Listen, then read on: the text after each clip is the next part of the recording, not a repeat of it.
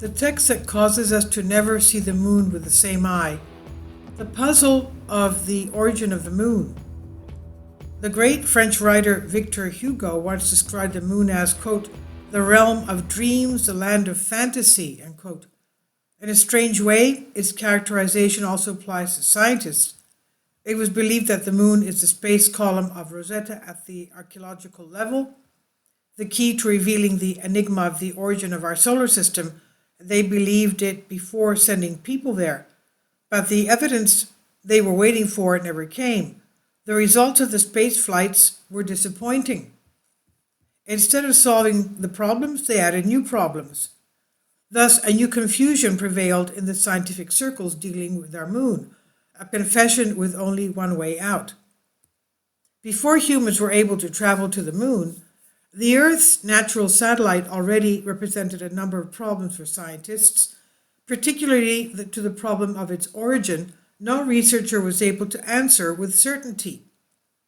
Basically, 3 different theories were proposed that explained the creation of the moon, and in particular the way it entered orbit around our Earth, one of which remains officially in effect today. According to the first theory, the moon was born from the same cosmic cloud of matter and gas from where our Earth came from 4.6 billion years ago. According to the second theory, the moon was part of the Earth, which was detached under special conditions and became its satellite. And finally, according to the third theory, and the most fleeing, the moon was created separately somewhere else and then held by the Earth's gravity and changed into a satellite. Most scientists, however, had adopted the first theory several decades ago. The followers of the latter were much fewer. George Darwin, son of the spaceship Charles Darwin, was one of the first to support the theory of the moon's detachment from Earth. The equally famous astronomer William Pickering went even further in this theory and claimed that the moon was detached from the area currently covered by the waters of the Pacific Ocean at some point in its evolution. Indeed, the empty space that is now covered by the waters of the Pacific Ocean correspond to the volume of the moon. At the same time, the Pacific is surrounded by a series of volcanoes which could be considered as witnesses of strong geological disturbances. But for his part, other scientists rejected this theory in terms of space engineering. At the same time, it was revealed that the Pacific Ocean was formed relatively recently and much later than the Earth's evolutionary phase, which would allow us to assume such a detachment. For all these reasons, the theory of posting is rejected. But the gratuitous shot at this theory was given by the moon itself through astronomical missions. The Apollo missions gathered evidence that the composition of the moon's soil is very different from that of our Earth. If the moon had been detached from Earth, this would not have happened. The same discoveries support the rejection of the theory that wants the moon created by the same cosmic cloud of matter and gas that gave birth to our Earth. On the contrary, all the findings lead to the conclusion that the moon is probably much older than our Earth. This leaves only the third theory of the attraction of the moon from the Earth, which scientists were not willing to accept before the first results of the Apollo program. All astrophysicists and other experts in space engineering considered such a case unlikely and rejected it with strong arguments. This leaves only the third theory of the attraction of the moon from the Earth, by the Earth, which scientists were not so willing to accept before the first results of the Apollo program.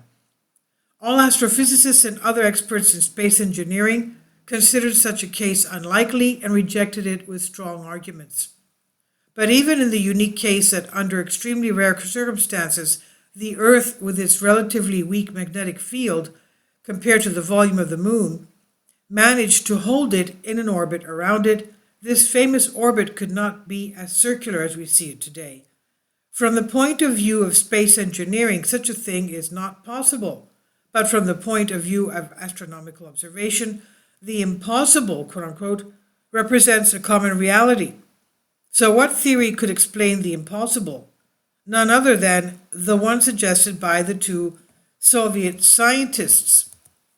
Soviet scientists Mikhail Vazin and Alexander Cherbakov, in an article published in an official Soviet government publication, argued that the moon was hollow inside and that it might be a spaceship made of high-tech beings. Let's remember that the moon rang like a bell for a long time when it was impacted. Now, Soviet scientists claimed that the empty interior was full of fuel for engines, tools, control, and observation instruments. It was a spaceship capable of traveling incredible distances, thousands of years in space. The beings who made it did so out of necessity to leave the original world where they came from, the Soviet scientists claim. This new theory is based on a set of clues that solve the riddle of the origin of the moon.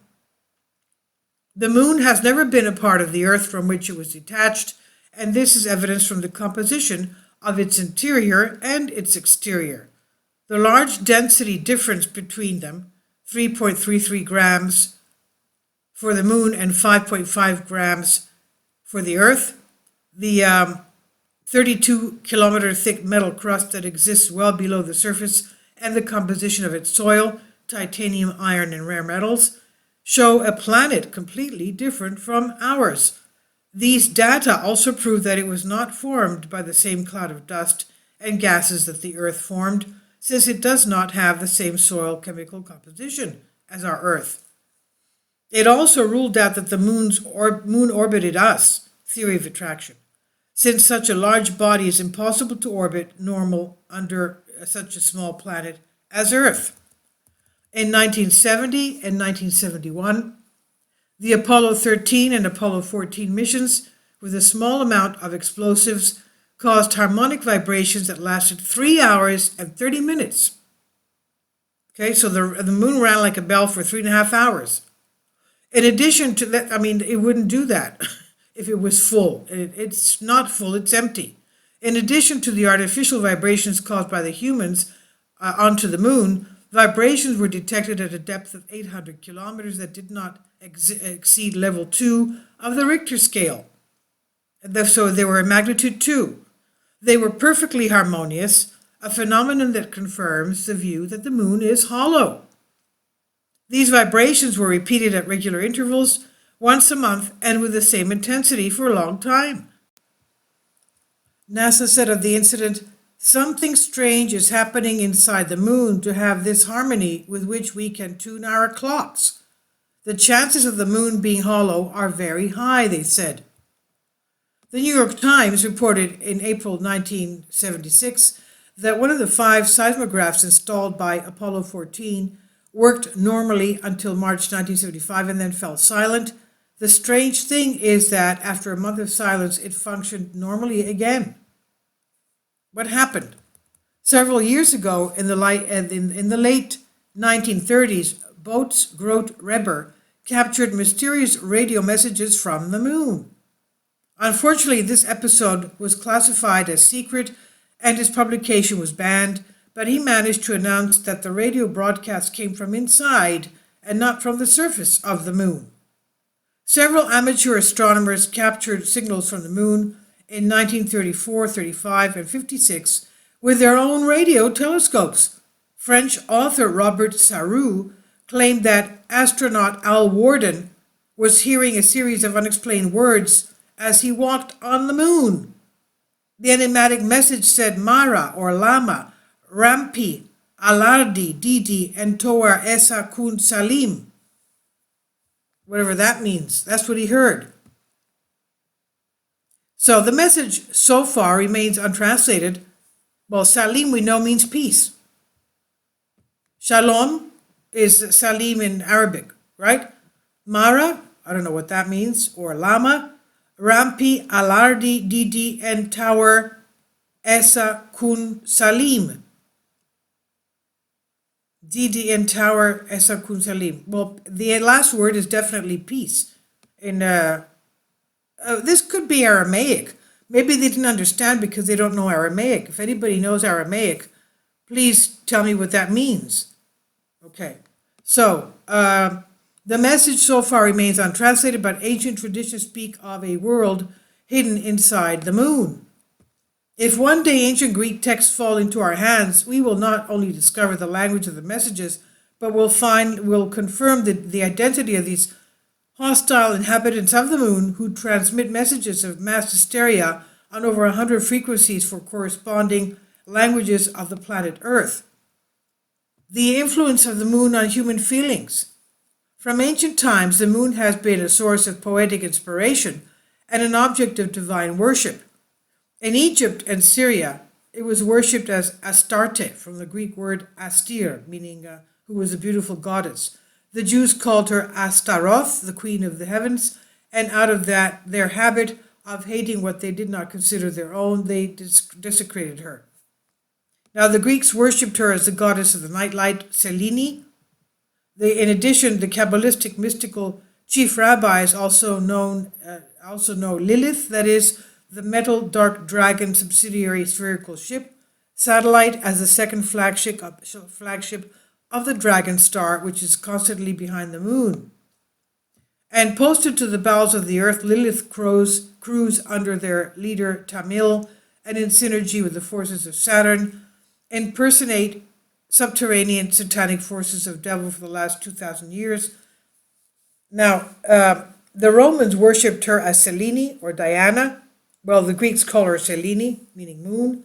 The Indians, the Incas, the Aztecs, the Scandinavians, and some tribes of the Pacific Islands saw a god in the face of the moon because they knew the great power of the celestial body, which is not a planet but a spaceship. Mental control broadcasts were recorded from inside the moon on more than 100 frequencies that emit slogans of mass hysteria and similar languages of the planet.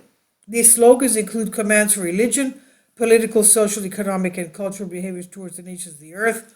Strategic and geopolitical mandates also included one of the most successful coordinated mind control shows used to eliminate the element of mass hysteria.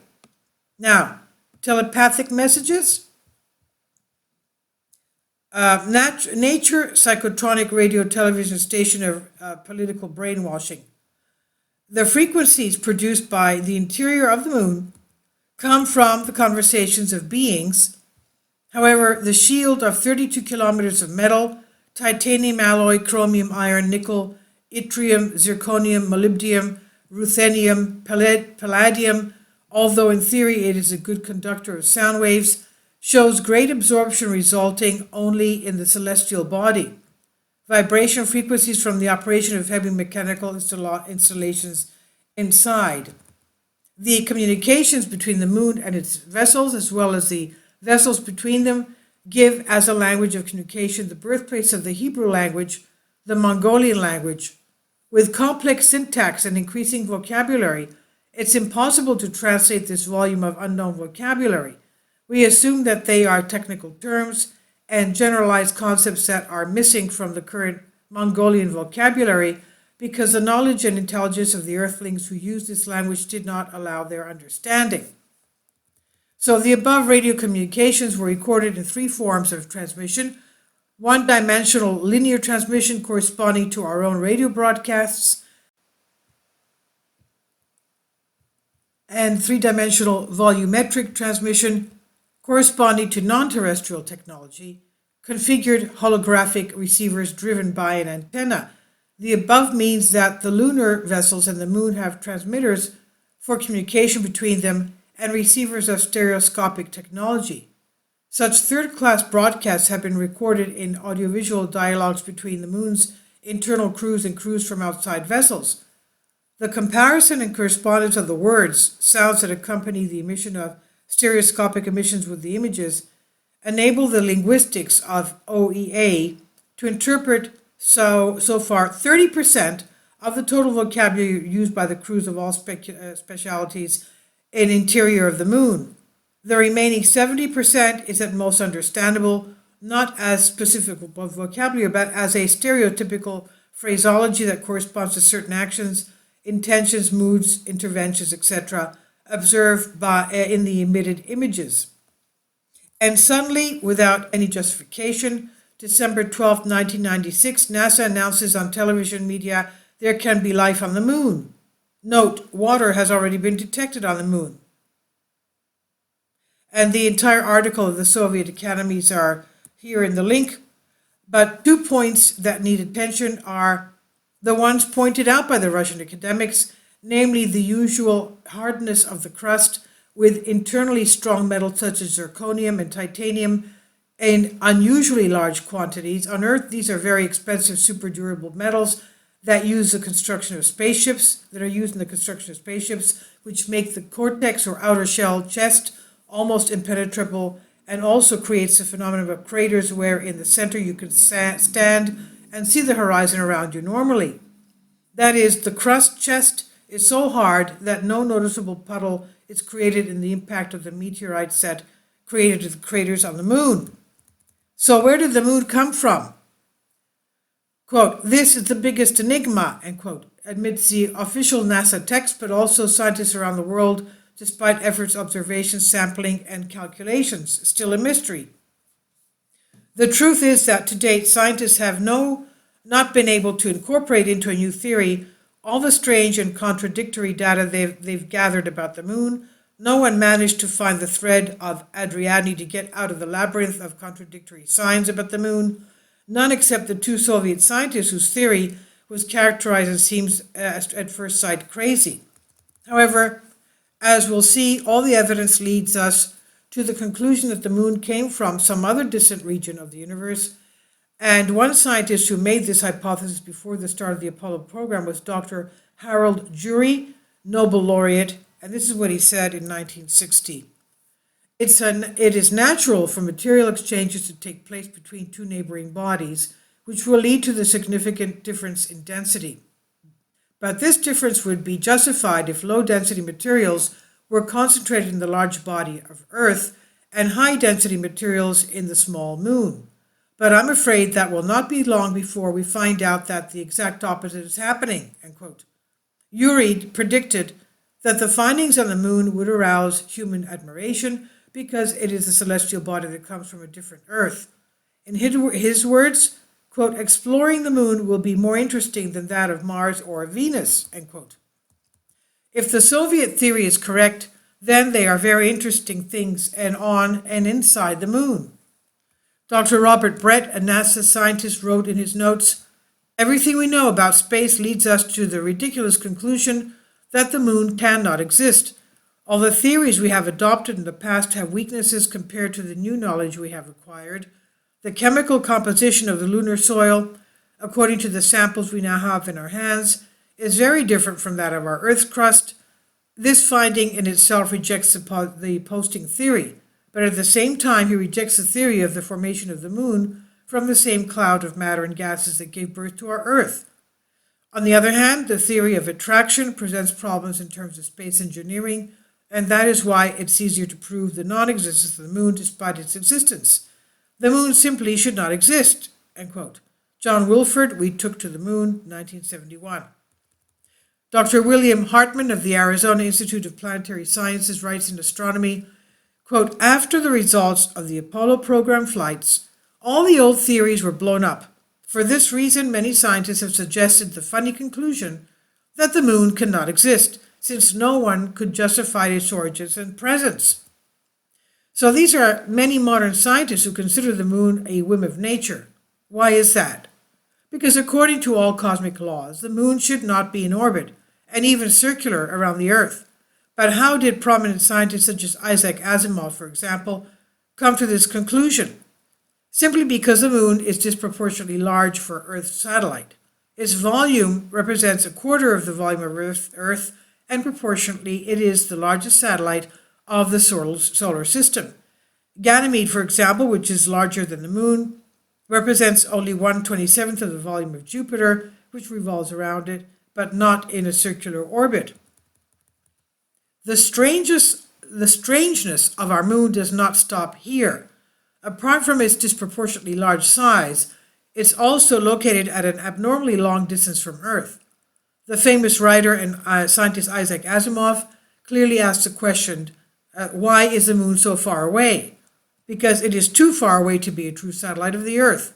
It's too big to be once bound by the Earth's attraction. The chances of such a commitment are minimal and become even smaller than the fact of the circular orbit.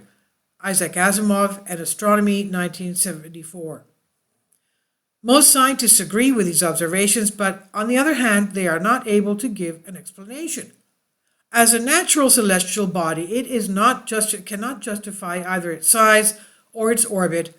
As natural, no, but as artificial, according to Isaac Asimov, the moon is not a normal satellite of the Earth. If it were, he adds, it would be at the level of the Earth's equator, which is not the case. And there are other reasons to prove this claim, Asimov argues. One of them is a type of moon orbit.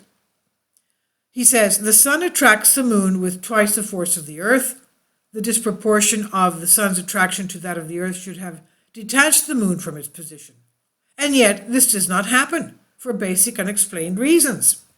According to Asimov, the moon itself offers all the indications that it's not a normal satellite of the Earth, and at the same time, it rules out the theory of attraction, so he faces a dilemma. If the moon is not a normal Earth satellite, and if it's not a large planetoid once bound by the Earth's gravity, then what is it?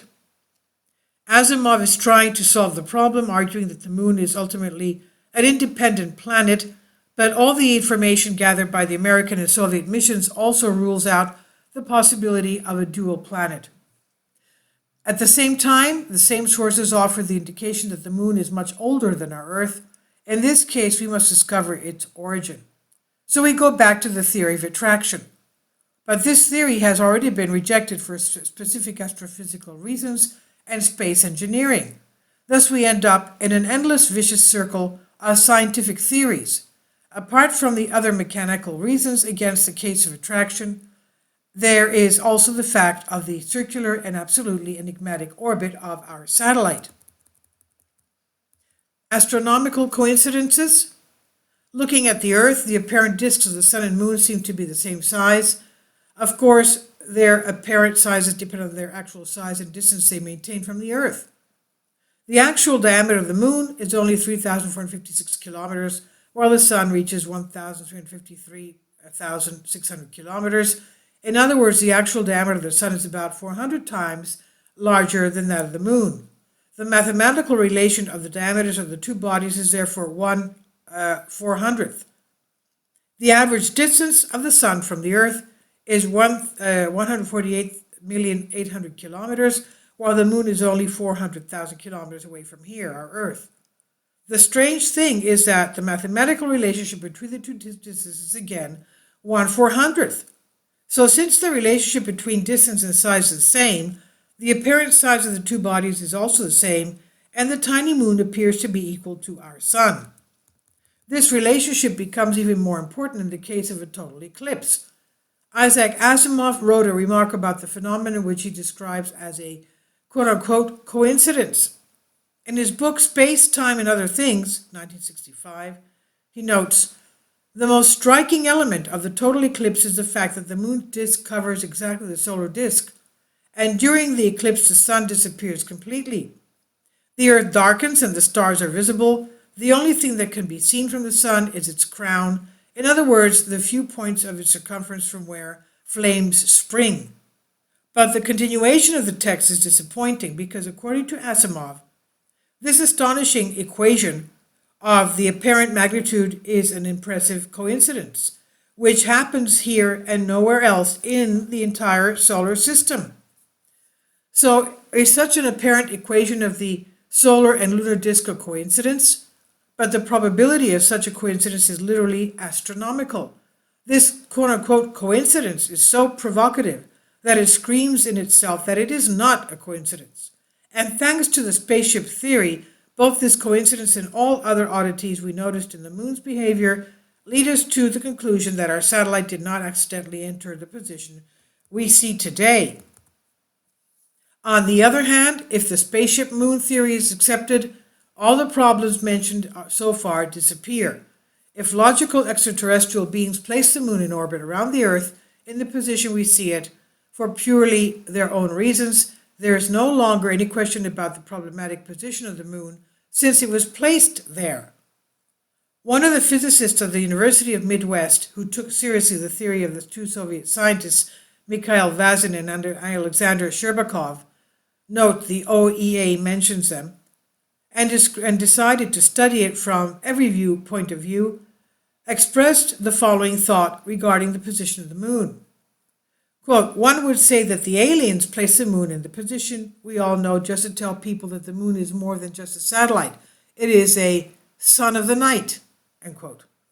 While Sherbakov himself concludes one of the most fascinating puzzles that has ever occupied the human mind is the investigation of this something which put the moon in orbit around the Earth, calculating its disproportionately large size, its mode of rotation, its distance from the Earth, and its speed. This problem concerns the most exquisite modern science in the field of astronomy and astrophysics, end quote. We are sure that the two Soviet scientists have already found the solution to this riddle. Now, the inside of the moon. The interior of the moon must be full of huge caves. Inside these caves, there must be an atmosphere, and in the center, by a large lake, there is no doubt that the interior of the moon is hollow. This is according to H.T.Z. Wells, 1901. A series of shocking questions that we will be asking, we have to answer below are the following. Why does the strange density of the moon lead to the conclusion that its interior is hollow? Why did the famous British scientist, head of lunar studies at the British Astronomical Union, responsibly say, everything tends to prove to us that the interior of the moon is hollow under its double crust that reaches a thickness of 30 to 40 kilometers? Why do most scientists in the world not admit that a natural satellite cannot be a hollow inside? Why does the indication of the hollow interior of the moon lead us to the conclusion of its artificial transformation? Why did NASA researchers before the start of the Apollo program accept the possibility that a satellite is hollow? Why does the study of the magnetic field in turn lead to the conclusion that the moon is hollow? Why is this conclusion considered scary, quote unquote? Why do this? Because it means that extraterrestrials made this and put it there. Why do the samples of lunar ground that the astronauts brought with them also prove that the moon is hollow? Why does the fall of terrestrial machines to the lunar surface, moonshines, rockets, useless spacecraft parts, make it ring like a bell or a gong? Why does the moon pulsate after each such fall for 4 whole hours? Why do these observations again lead us to the conclusion that the moon is hollow? Why are our studies of the moon's rotation an additional indication that it is hollow? What evidence is there that NASA conducted secret studies to examine the possibility of large holes or caves inside the moon? Why did they do that and hide it? Why did the studies of the inclination of the moon's axis show that the densest layers of its volume are close to the surface? Why do these studies prove that the moon is hollow, and why were their conclusions silenced? Why do these clues reinforce the spaceship theory? Why do all the indications we have mentioned so far, we'll still list others, converge on the conclusion that the moon is an artificial modified satellite? So let's look at the closer look of these shocking signs. Is the inside of the moon hollow? This is a chapter title from the book Our Moon, one of the best and most responsible texts ever written on the moon by H.P. Wilkins, former head of the British Astronomical Union's Lunar Research Division, published in the 1950s, about 20 years before the spacecraft theory was formulated by the two Soviet scientists, members of the Soviet Academy of Sciences. Dr. Wilkins was one of the scientists who studied in depth the problems of our satellite. He never did his certainty that the moon is hollow, at least for the most part. In the 13th chapter of the book, he writes, according to all indications, under the outer layer that reaches up to 30 to 40 kilometers, the moon is hollow. Repeating Wells' words and confirming the theory of the two Soviets, but how did Wilkins come to this conclusion? First of all, it was known, even before the people were sent to the moon, that the moon has about half the density compared to Earth.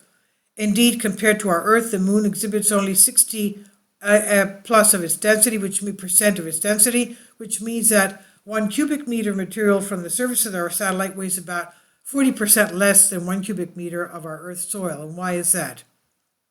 In his famous book, Our Moon, the British scientist explains in detail his amazing conclusion. This is what he says. I have long estimated that if the moon is made up mostly of granite, then there must be gaps inside it, representing an area of at least 14 million cubic miles.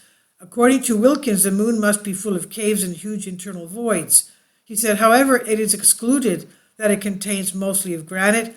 14 million cubic miles of vacuum is an exaggerated price. However, according to all indications, there must be huge gaps inside, and be it at a depth of 30 to 40 miles from the surface.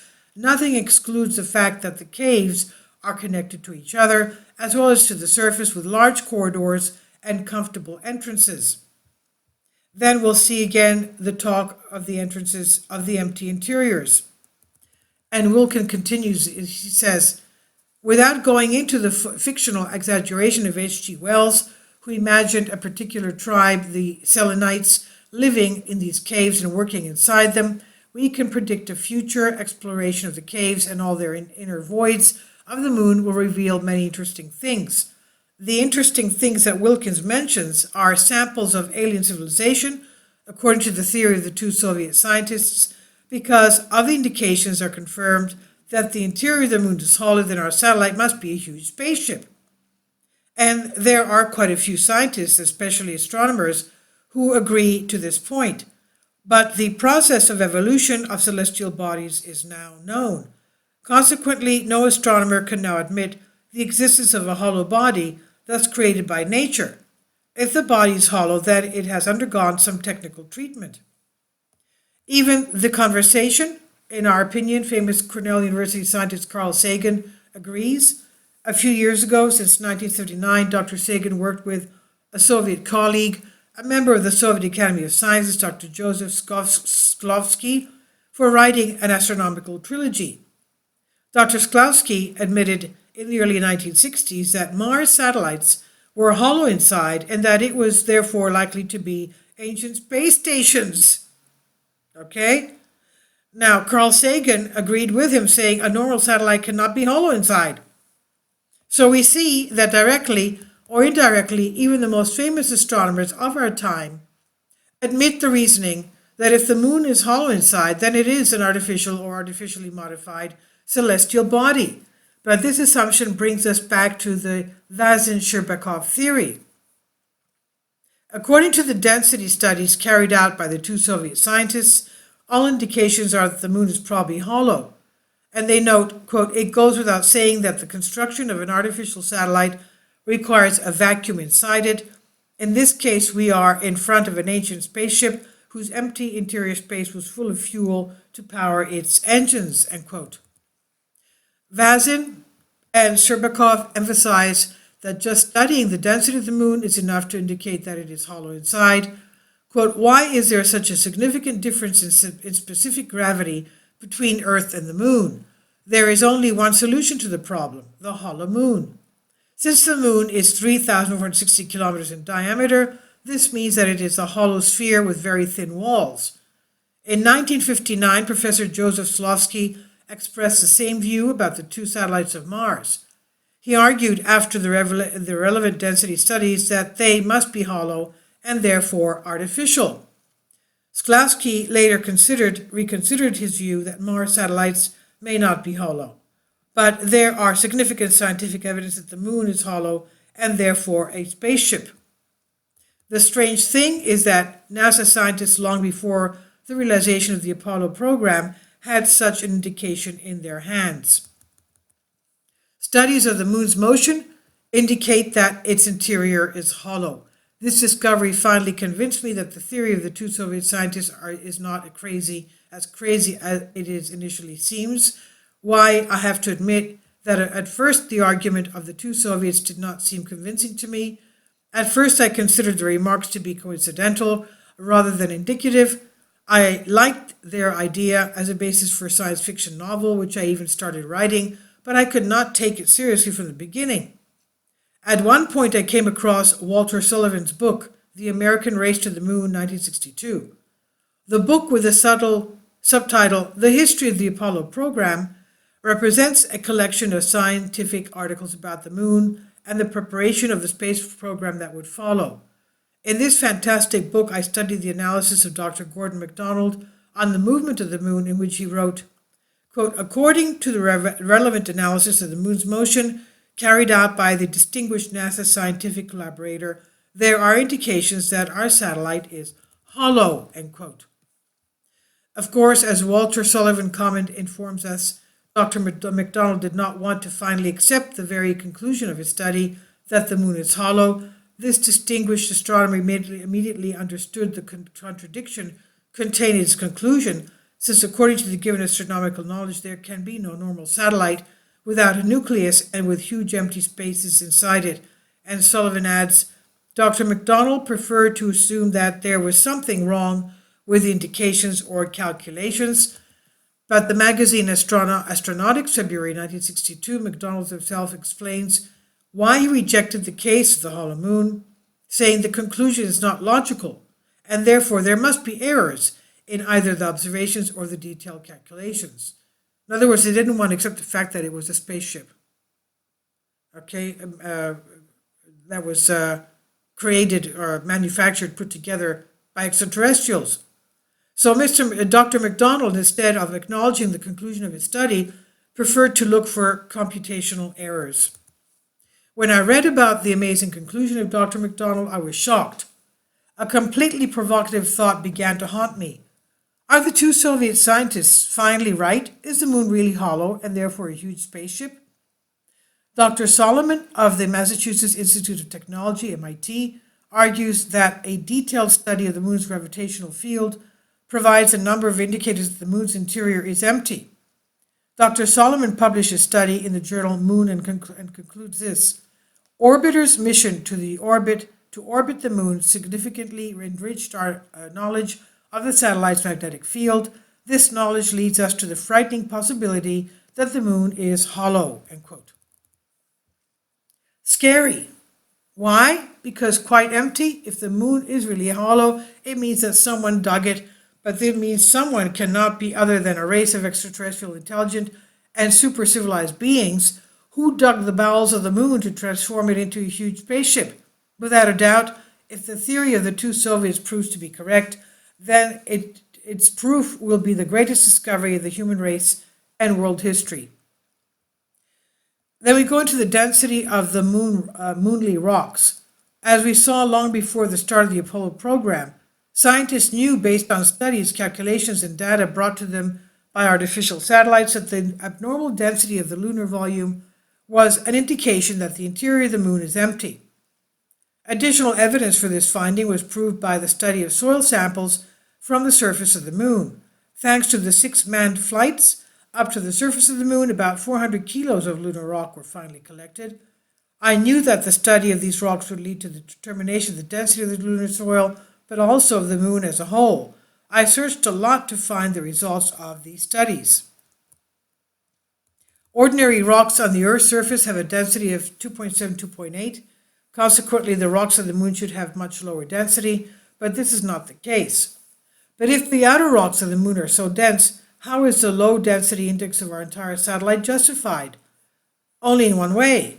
How under the extremely hard surface there are huge empty spaces, or how the whole moon is a big hollow sphere.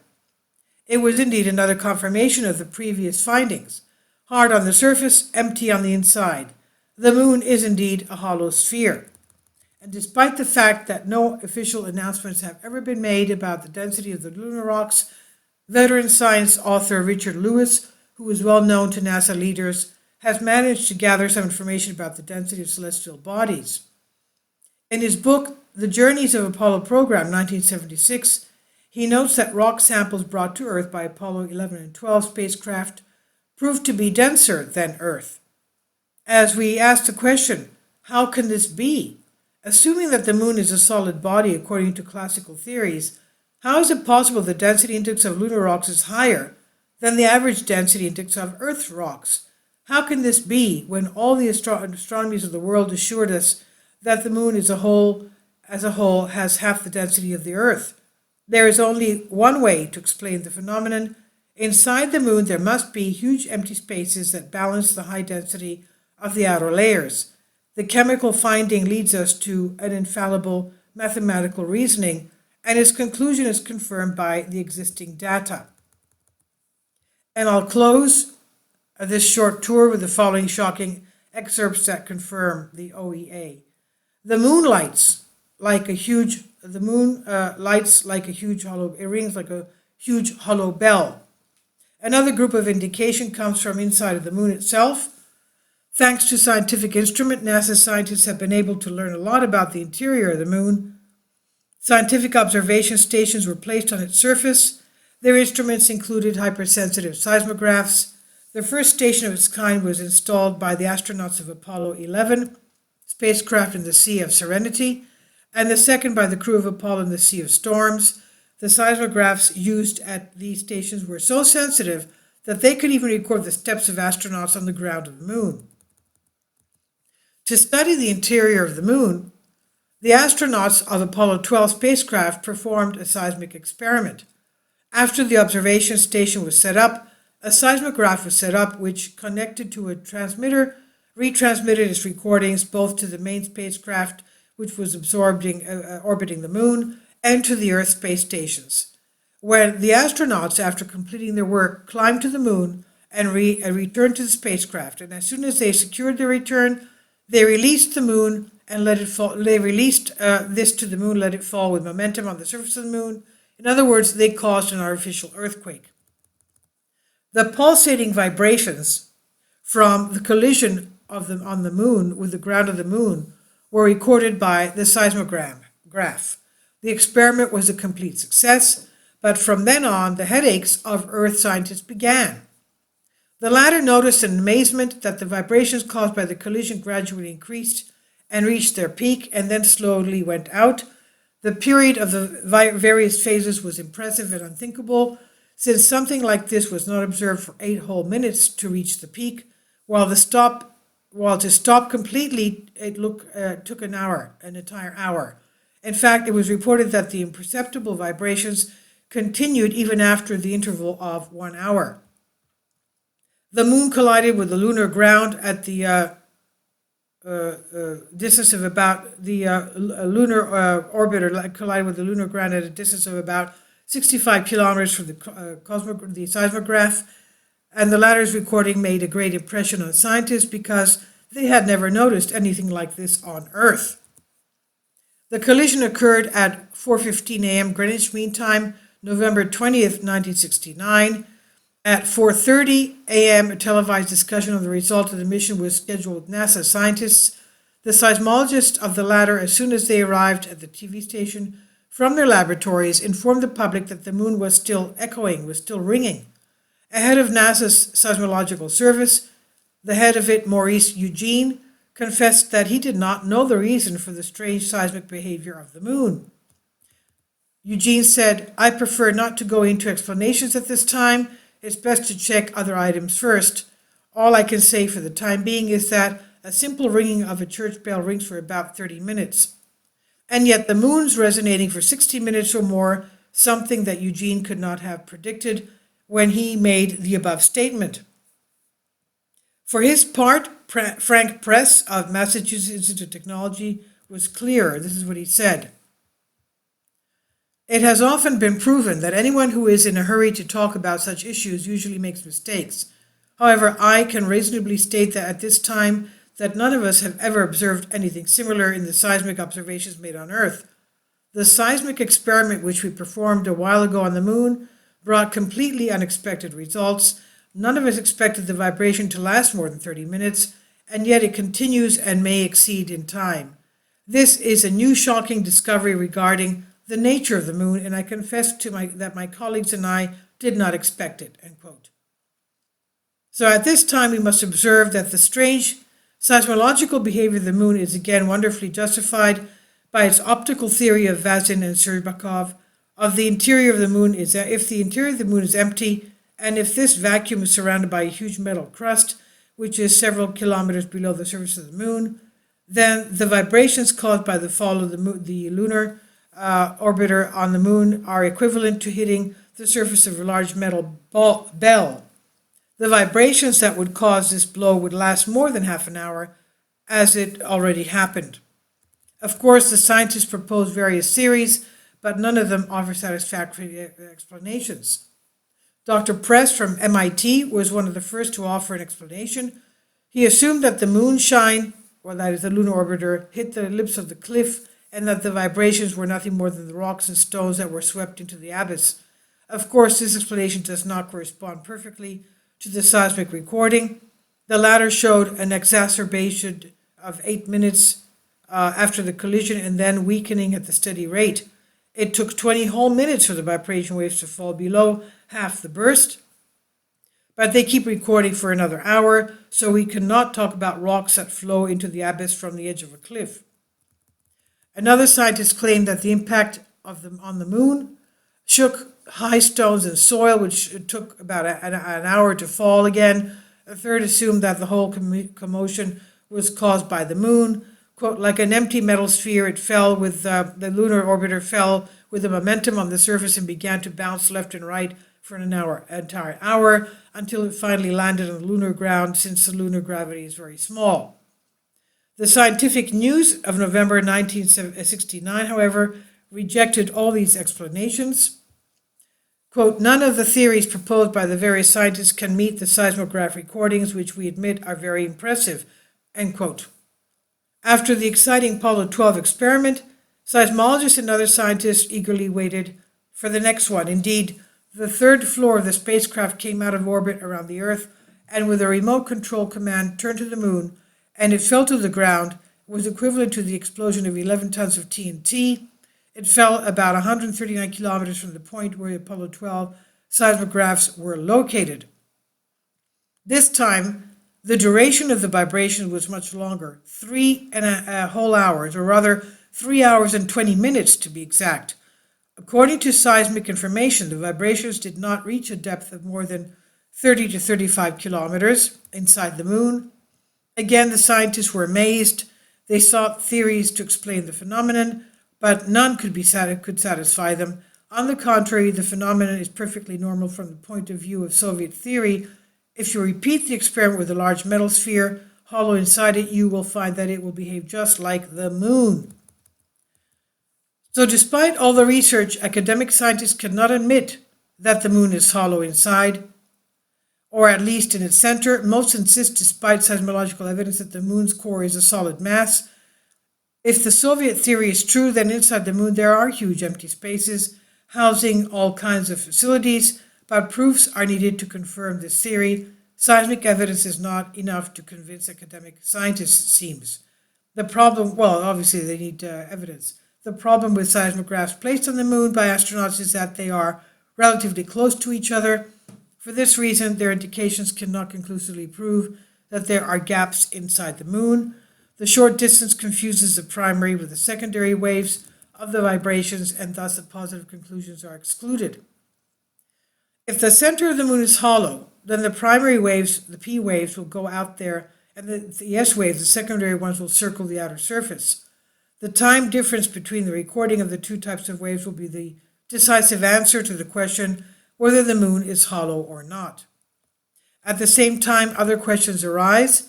Is there a nucleus in the moon? Richard Lewis writes that most scientists did not admit the existence of such a nucleus due to the low density index of the moon. On the other hand, some geophysicists disagree with them. Perhaps the final answer was given by a large vibration in the moon created by the fall of a meteorite. But even at this point, scientists were lucky. On May 13, 1972, a large meteorite collided with the surface of the moon. The collision was equivalent to an explosion of 200 tons of TNT. In a strange way, however, primary waves were recorded, but not secondary waves. Dr. Latham commented on the unexpected development as follows. We were waiting for the reflection of the seismic waves from the core of the moon.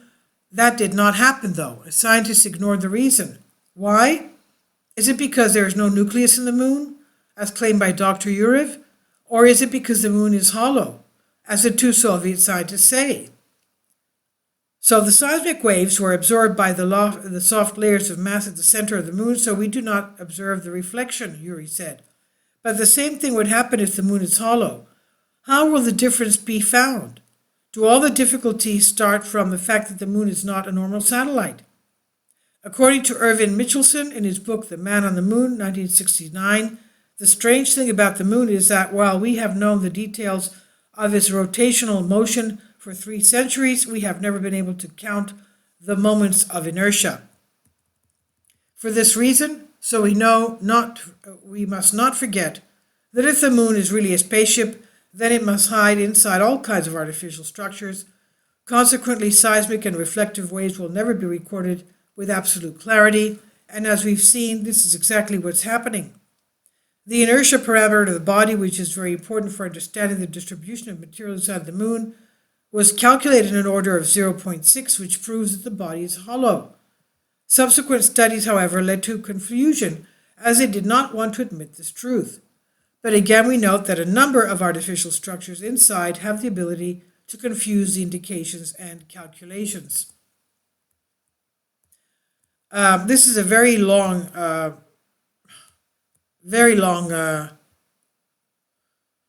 excerpt. Anyway, I'll go towards the end. In addition, anonymous leaks by leading NASA scientists of the Apollo lunar program to fellow Greek scientists. No one understands what we're trying to do as a whole, as a final goal. The game end for Apollo from Apollo 11. It is a foreign property, the moon, with superior technology. We now know that it is a ship made of titanium with white powder. It is as if you're mining metal from an active aircraft carrier or building your own house on it. Either everyone in Washington is stupid or they know something we do not know. I'm amazed by what we did up there that were not overthrown by Apollo 11. It did not make sense to continue. It was dangerous for the safety of the people we sent there. Whatever the bosses of the moon, if I were in their position, I would have reacted very badly to the visitors who put 100 times dynamite in the armor of my boat, Apollo 11 to 17. While they knew from the first mission that they were stepping on a ship from titanium. That's why I conclude that we are not shot down. From Apollo 12 onwards, our attitude was clearly hostile. So, full justification of those old scientists who reported for a concave and therefore semi-artificial hybrid moon. Obviously, the leading NASA scientist says that when they believe that extraterrestrials were on the moon, that it was their spaceship, and that the Apollo missions from 11 to 17 were doing things to playing dangerously with the moon, like a little 3-year-old child doing dangerous things to the house, maybe breaking plates or whatever, or the tablet or the television or the whatever, the Xbox, and the parents looking at it and not doing anything about it. Anyway, please leave your comments. I've translated this for you from a Greek article. I think it's really astonishing. Please leave your comments. Thank you for your support. Kindly support my Patreon account. The daily posts are 5 videos daily, and they are totally different from what I have on my YouTube channel. Thank you so much for your support and that you find all my content so interesting. You'll find the Patreon account details in the description box below.